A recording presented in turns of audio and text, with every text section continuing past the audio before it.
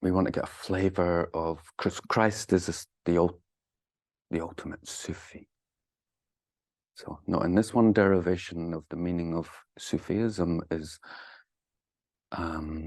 some mystics were practicing the path with Muhammad.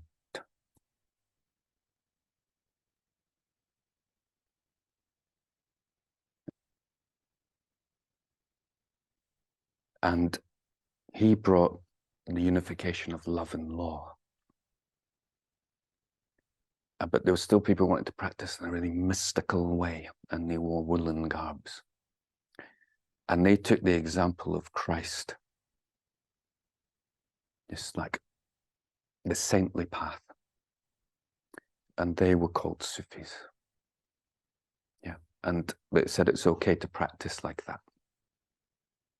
But that's a particular type of way to practice. Really ascetic.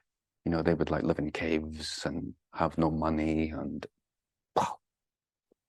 really just not interested in this world. Whereas Muhammad, he's the guru of the world. Yeah. So it's how to be a householder. Yeah. And practice and be on the path. And for like the depths of his revelation is inconceivable. We just got computers now that are trying to work it out.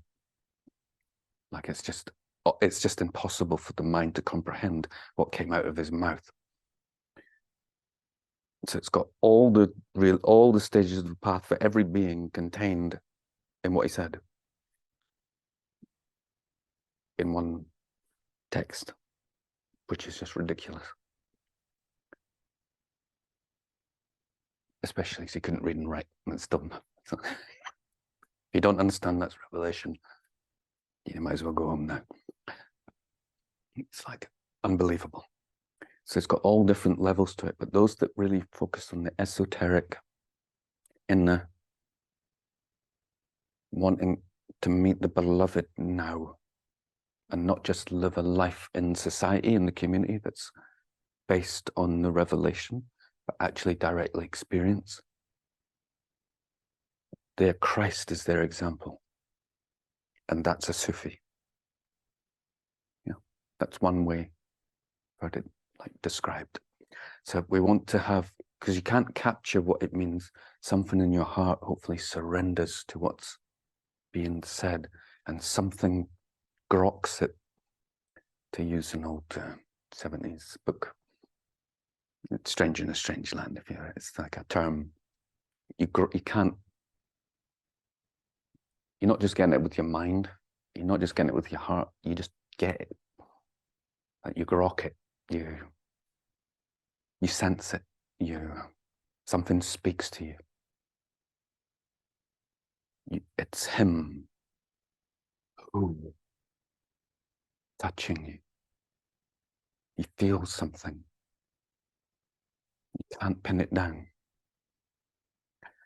So forgive me for reading. It's like I can't say the name of the text. If you're interested, and I can write it. I can't say, I'm not very good with languages.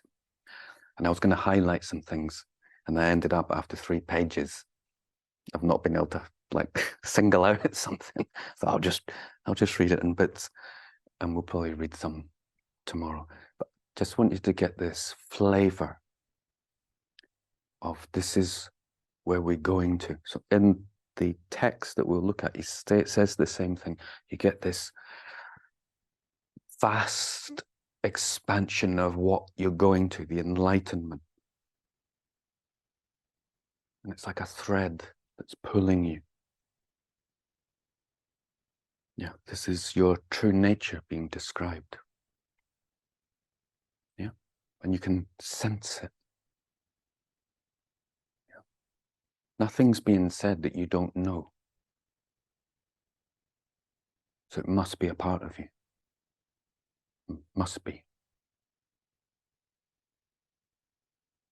How can you be aware of something if you don't have that quality inside you? For example, if you had never experienced anger, ever, could you recognize it?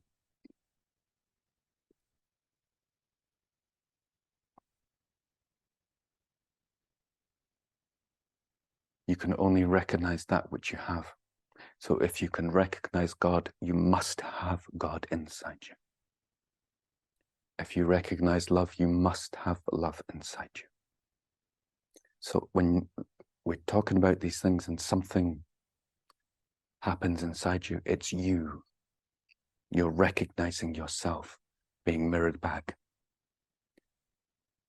This is why we come to meetings like this, and most of the time in society, if you're on the internet, what's being mirrored back to you is samsara, the lowest qualities of ourselves.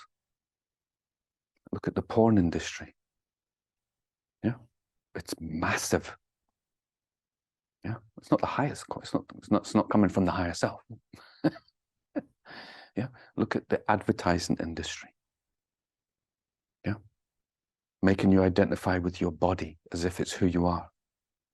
Yeah, you say more women now are becoming Botox than natural. It's absurd. It's ugly. It's insane, and it's a disgrace. Yeah, it's go into your lower self and mirroring back, and we know it's wrong. Don't need me to tell you. Everybody knows it's wrong. It just can't seem to stop. I don't know. Seems like there's a momentum it's building. So when we come here, we're mirroring back our highest qualities. So if we recognize in these words or in someone else, the Buddha, the Christ, that's ourselves we see.